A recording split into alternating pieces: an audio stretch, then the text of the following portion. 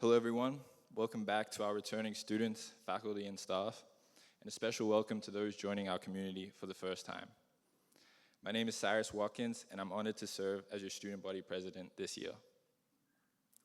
I hope everyone is transitioning smoothly into their schedules and finding their classrooms.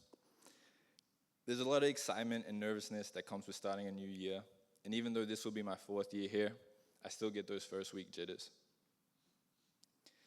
Now, I wanted to share some scripture that has encouraged me, and I hope it encourages you as you step into this year of both challenges and opportunities.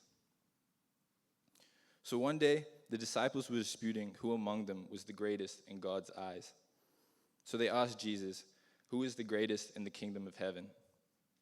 In response, Jesus called a child to him, placed the child among them, and said, "Truly, I say to you, unless you turn and become like children, you will never enter the kingdom of heaven. Whoever humbles himself like this child is the greatest in the kingdom of heaven." On the surface, the answer seems simple, but it's also deeply profound. In a world obsessed with status and comparison, much like ours today, Jesus flips the script. He tells his followers that true greatness doesn't come from climbing higher, but from humbling yourself lower. In that time, children had no rights, no status, no rank in society, yet Jesus tells us to be like them. Why? Because a child lives with qualities that our world often forgets: openness, curiosity, humility, trust, and joy. As we grow older, we start losing those qualities. We get caught up in comparisons, grades, careers, money, possessions.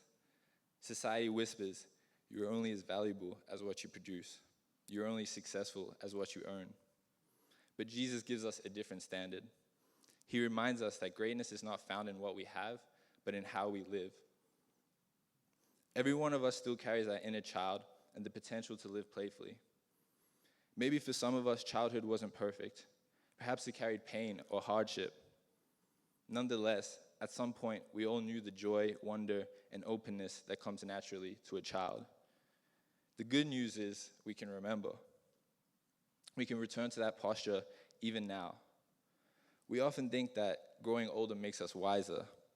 But what if true wisdom comes not from accumulating more knowledge, but from being willing to admit we don't know everything? So as you take on the responsibilities of this year, waking up for class, doing your laundry, managing your time, juggling sports, work, and friendships, don't be in such a hurry to grow up. Don't be so focused on the destination that you miss the joy of the journey and the friendships you make along the way. Slow down. Be childlike. Find small moments each day to choose joy instead of fear, curiosity instead of comparison, humility instead of pride, and trust that the obstacles you face this year are not happening to you, but for you.